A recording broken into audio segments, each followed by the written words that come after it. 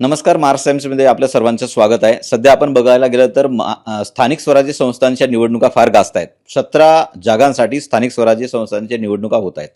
माझ्यासोबत राष्ट्रवादी काँग्रेस पार्टीचे नेते उमेश पाटील आहेत. सर, एकंदरीत बघायला गेलं तर महाराष्ट्रामध्ये 17 जागा आहेत. मोठी रस्सीखेच आहे, नावांची पण मोठी यादी आहे. कुठपर्यंत चर्चा झाली आहे या अनुषंगानं, किंवा कसं बघताय?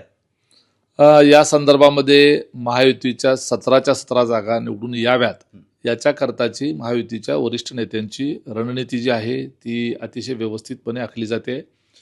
प्रश्न जागा वाटपाच्या संदर्भातला आहे आणि त्या ठिकाणी कुठेही काही चुकीचं घडू नये याच्याकरता वरिष्ठ नेते जे आहेत ते काळजी घेत आहेत. प्रत्येक पक्षाच्या मतदारांची संख्या विचारात घेऊन आणि त्याबरोबरच संबंधित मतदारसंघामध्ये पूर्वी ती जागा कुणाकडे होती या संदर्भानं आणि त्या ठिकाणी सर्वाधिक निवडून येण्याची क्षमता असलेला उमेदवार त्या ठिकाणी कुठल्या पक्षाकडे आहे, अशा वेगवेगळ्या निकषांच्या आधारे पक्षाचे तिन्ही पक्षाचे वरिष्ठ नेते जे आहेत ते चर्चा करून त्या ठिकाणी लवकरच निर्णय घेतील. सध्या तुमचा किती जागांवरती दावा आहे असं वाटतं तुम्हाला? हे पहा, मी मगाशी निकष सांगितले त्या अनुषंगानं जेवढ्या जास्तीत जास्त जागा आम्हाला मिळतील असा आमचा प्रयत्न राहणार आहे. परंतु महायुतीच्या सर्व जागा निवडून आल्या पाहिजेत याच्याकरता आमचं प्राधान्य असणार आहे. सध्या आपण बघायला गेलं तर स्थानिक स्वराज्य संस्थांच्या निवडणुकामध्ये तुमच्या पक्षाकडून जय पवार यांच्या नावाची चर्चा आहे. रोहित पवार पण टीका करतायत. नेमकं कसं बघताय या अनुषंगानं? ही चर्चा कुठून आली माहीत नाही, परंतु जय पवार यांच्या नावाची कुठेही चर्चा नाही, तसा कुठलाही प्रस्ताव नाही, त्यांची स्वतःची तशी कुठं मागणी नाही आणि मुळातच स्थानिक स्वराज्य संस्थेची आत्ताची निवडणूक ते लढवणार देखील नाहीत. हे अगदी स्पष्ट आहे आणि हे मी तुम्हाला अतिशय जबाबदारीनं पक्षाच्या वतीनं तुम्हाला स्पष्ट करू इच्छितो. त्यामुळे जय पवार यांच्या नावाच्या चर्चा ज्या आहेत त्या थांबवल्या गेल्या पाहिजेत. रोहित पवार म्हणतायत की कुटुंब की निष्ठावान कार्यकर्ता असा मुद्दा उपस्थित केला त्यांनी. रोहित पवारांना काय बोलावं हा त्यांचा अधिकार आहे आणि कुटुंबाचे सदस्य असल्यामुळेच रोहित पवार हे कर्जत येथे जाऊन आमदार होऊ शकले, अन्यथा ते ग्रामपंचायतीला देखील निवडून येऊ शकले नसते. रोहित पवार हे पवार आहेत म्हणूनच त्यांना किंमत आहे. ते पवार नसते तर फारसं काही कोणी त्यांना विचारलं नसतं. खूप मोठी पार्श्वभूमी, मोठ्या पवारसाहेबांचं नाव आणि त्या कुटुंबाचं वलय, अजितदादांचं आयुष्यभर केलेली तपश्चर्या याचा परिणाम म्हणून आज जे काही रोहित पवार आहेत ते आहेत आणि त्यामुळं त्यांनी कुटुंब वगैरे ह्या गोष्टीवर बोलू नये. रोहित पवारांनी जर मला जिल्हा परिषदेचं तिकीट नाही दिलं तर मी भाजपमध्ये माझ्या कुटुंबासह प्रवेश करेल अशी धमकी देऊन राजकारणात प्रवेश मिळवलेला आहे. त्यामुळं आत्ता जे उपरती येऊन ते जे काही बोलतात त्याच्यामध्ये कुठलाही तर्क नाही, कुठलाही विचार नाही. ते केवळ फक्त मीडियामध्ये चर्चेला राहण्याच्याकरता काही ना काही स्टेटमेंट करत असतात. मी यापूर्वी जे मुद्दे उपस्थित केले होते त्यांच्या संदर्भानं त्याच्यावर अद्यापपर्यंत त्यांनी उत्तर दिलेलं नाही, कारण त्यांच्याकडे त्याची उत्तरं नाहीत. आणि मग जनतेच्या समोर जे काही त्यांनी आत्तापर्यंत प्रेझेंटेशन केले तो त्यांचा खरा चेहरा जो आहे तो उघडा पडेल या भीतीनं त्या विषयावर ते बोलत नाहीत. पुण्याच्या एकंदरीत प्रकरणी किंवा स्थानिक स्वराज्य संस्थांच्या निवडणुकानिमित्तानं पवारांचं ज्या प्रकारे वलय आहे, पुणे जिल्हा, पुणे ग्रामीण असेल किंवा बारामती असेल, तुम्हाला काय वाटतं? फडणवीस त्या जागेवरती दावा करण्याचा प्रयत्न करतायत किंवा त्या जागेवरून एकंदरीतच महायुतीमध्ये थोडंसं वलय कलह असल्याचं दिसून येतंय पुढं? अजिबात तसा काही कलह वगैरे काही नाही. पुणे स्थानिक स्वराज्य संस्थेच्या मतदारांची संख्या पाहिली तर निश्चितपणे राष्ट्रवादी काँग्रेस पार्टीच्या मतदारांची संख्या जास्तीची आहे. अर्थात जवळपास त्या ठिकाणी भारतीय जनता पार्टीच्या मतदारांची संख्यासुद्धा आहे आणि शिवसेनेचे मतदार त्या ठिकाणी आहेत. आम्ही तिघंजण एकत्रित असल्यानंतर ती पुणे कुठेही नाही.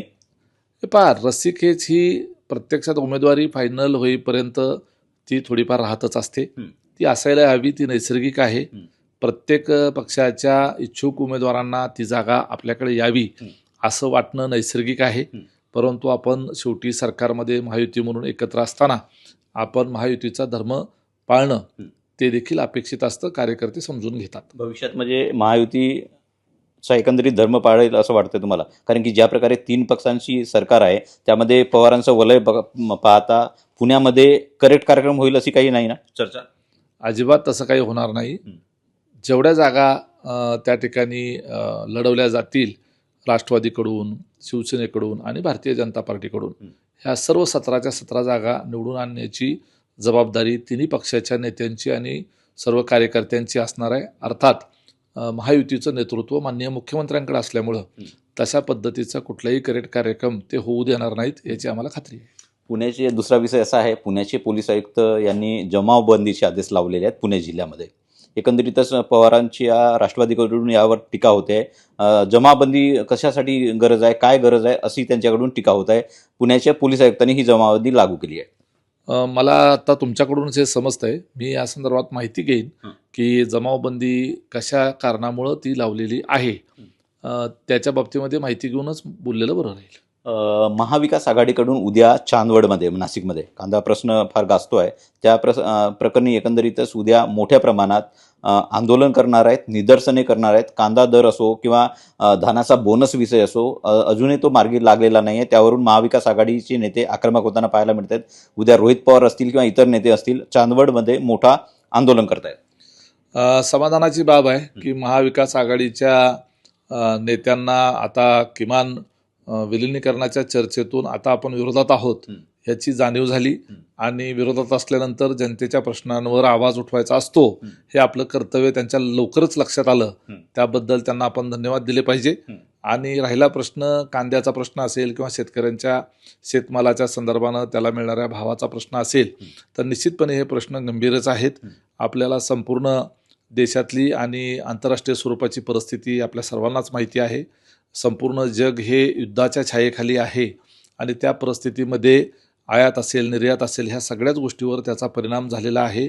आणि त्यातून सर्वच प्रकारच्या उत्पादनांवर, त्याच्या निर्यातीवर आणि आयातीवर ह्या दोन्ही बाजूनं वेगवेगळे परिणाम घडत आहेत आणि त्याचाच परिणाम कृषी मालावर देखील होत आहे.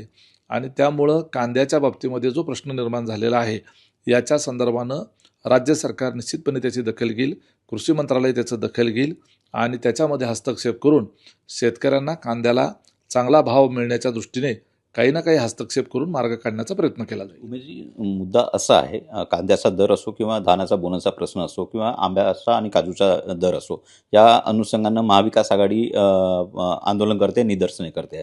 मात्र दुसरा प्रश्न असा आहे की ज्या प्रकारे एकंदरीतच इंधन कपातीच्या पंतप्रधानांच्या आवाहनानंतर आपण बघायला गेलं तर 3-5 राज्यांच्या निवडणुका झाल्या. त्यानंतर मोठ्या प्रमाणात इंधन दर वाढत आहेत, किमती वाढत आहेत, पेट्रोलच्या वाढत आहेत, डिझेलच्या वाढत आहेत. आज जवळपास आज परत 2 रुपयाने वाढ झालेली आहे. इंधन हा मुद्दा शेतकऱ्यांसाठी कळीचा ठरतोय. ग्रामीण महाराष्ट्रामध्ये आपण बघायला गेलं तर मोठ्या प्रमाणात लाईन्स लागलेल्या आहेत, रांगा लागलेल्या आहेत. इंधन मिळत नाही आहे, डिझेल मिळत नाही, पेट्रोल मिळत नाही, अशा सर्वसामान्यांच्या तक्रारी आहेत. नाही, डिझेल पेट्रोलच्या संदर्भानं माननीय पंतप्रधानांनी जे आवाहन केलं ते सर्वकष काटकसरीचं आवाहन केलेलं आहे, जेणेकरून आपलं परकीय चलन जे आहे ते वाचेल. त्यांनी सोने खरेदीवर सुद्धा आपण मर्यादा आणाव्यात असंही म्हटलेलं आहे. एकंदरीत काटकसरीचं आवाहन केले. जागतिक परिस्थिती जी आहे ती आपण सर्वजण दररोज त्या ठिकाणी पाहतोय. आणि राहिला प्रश्न त्यामध्ये रांगा वगैरे काही ठिकाणी लागलेल्या आहेत, तर काही ठिकाणी साठेबाजीचे प्रकारसुद्धा चाललेले आहेत आणि त्याच्या संदर्भानं राज्य सरकार जे आहे ते कारवाई करत आहे. इंधनाचा कमतरता जाणवत असली तरीसुद्धा त्याचा एवढाही तुटवडा नाही आहे की आपलं सगळं दैनंदिन जीवन ठप्प होईल. राहिला प्रश्न इंधनाच्या दरवाढीच्या संदर्भानं चर्चा होणं साहजिक आहे, कारण बरेच दिवस त्यामध्ये दरवाढ झालेली नव्हती. आणि इंधनाची खरेदी आणि जागतिक बाजारामध्ये वाढत असलेल्या इंधनाच्या किमती, शेवटी ते आपल्याला बाहेरच्या देशातून आपल्याला खरेदी करावं लागतं. एखादी गोष्ट बाजारामध्ये ज्या किमतीला मिळते त्याच प्रमाणामध्ये त्या ठिकाणी आपल्याला ती त्या ठिकाणी विक्रीला उपलब्ध करून द्यावी लागते. जागतिक बाजारामध्ये इंधनाचे दर दररोज वाढत असताना आपल्या 3 कंपन्या तोटा सहन करून त्या ठिकाणी इंधनाचा पुरवठा सुरळीत कसा राहील याचा प्रयत्न करत होत्या. परंतु युद्धजन्य परिस्थिती काही थांबायची चिन्ह त्या ठिकाणी दिसत नाही आहेत. आणि आता जर त्यातून काही तोडगा निघाला आणि युद्ध थांबलं आणि जर जागतिक परिस्थिती पूर्वपदावर आली तर इंधनाचे दरसुद्धा पूर्वपदावर येतील, याच्याही खाली येतील. पूर्वी जे दर होते त्याच्याहीपेक्षा कदाचित ते कमी होऊ शकतील. जशी परिस्थिती आहे त्याला आपल्याला त्या ठिकाणी सामोरं जाण्याचा प्रयत्न केला पाहिजे. अर्थात केंद्र सरकार, राज्य सरकार सर्वसामान्य माणसाच्या खिशाला जास्तीची झळ बसू नये याच्याकरता त्यांनी देखील त्यामध्ये हस्तक्षेप करून सामान्य माणसाच्या खिशाला जास्तीची झळ लागणार नाही याची काळजी घेतली गेली पाहिजे. आम्ही देखील तशा संदर्भानं पाठपुरावा करू. शेवटचा प्रश्न आहे. तुम्ही जसं म्हटलात की रस्सीखेच नाही आहे किंवा स्थानिक स्वराज्य संस्थांमध्ये 17 जागा या कशा महायुतीच्या पदरात पडतील असे तुमचे प्रयत्न सुरू आहेत. पूर्व विदर्भामध्ये मोठी राजकीय खळबळ उडाली आहे. काँग्रेसचे 60 नगरसेवक नॉट रिचेबल झाले आहेत चंद्रपूरमध्ये. कार्यक्रमाची सुरुवात आहे. त्यामध्ये मध्यंतरी निवडणूक आयोगाने अगदी स्पष्टपणे निर्देश दिलेले आहेत. जर अशा पद्धतीनं काही नगरसेवक कुठल्या हॉटेलमध्ये किंवा कुठल्या रिसॉर्टमध्ये जर त्या ठिकाणी शिफ्ट केले गेले आणि एकत्रितरित्या त्या ठिकाणी मतदारांवर प्रभाव निर्माण करण्याचा प्रयत्न केला गेला तर ती आचारसंहितेचा भंग त्या ठिकाणी समजला जाईल असं म्हटलेलं आहे. मला माहिती घ्यावी लागेल. नगरसेवक नॉट रिचेबल झालेले आहेत ते कुठल्या कारणाने झाले ते शोधावं लागेल. करेक्ट कार्यक्रम होईल का? पण हे पहा, राजकारणामध्ये रणनीती असते, कूटनीती असते आणि निवडणूक ही जिंकण्याच्या दृष्टीनं वेगवेगळ्या पद्धतीनं प्रत्येकजण उमेदवार प्रयत्न करत असतो, प्रत्येक पक्ष प्रयत्न करत असतो आणि या ठिकाणी लढाईमध्ये जिंकण्याला महत्त्व असतं आणि ते जिंकत असताना संविधानिक पद्धतीनं लोकशाही मार्गाने ती जिंकली जावी असा सगळ्याचाच प्रयत्न असतो. तो प्रयत्न त्या ठिकाणी जर कुठं त्या ठिकाणी काही वेगळ्या पद्धतीनं होत असेल तर त्या संदर्भामध्ये तसं व्हायला नाही पाहिजे. ओके, धन्यवाद सर आमच्याशी चर्चा केल्याबद्दल. तर एकंदरीतच स्थानिक स्वराज्य संस्था निवडणुकीमध्ये महायुतीमध्ये कुठलीही रस्सीखेच नाही. सर्वच्या सर्व जागा आम्ही 17 जागा जवळपास पदरात पाडू असा आत्मविश्वास उमेश पाटलांनी व्यक्त केला आहे. मी कुमार टेंबरे, महाराष्ट्र टाइम्स ऑनलाईन, मुंबई.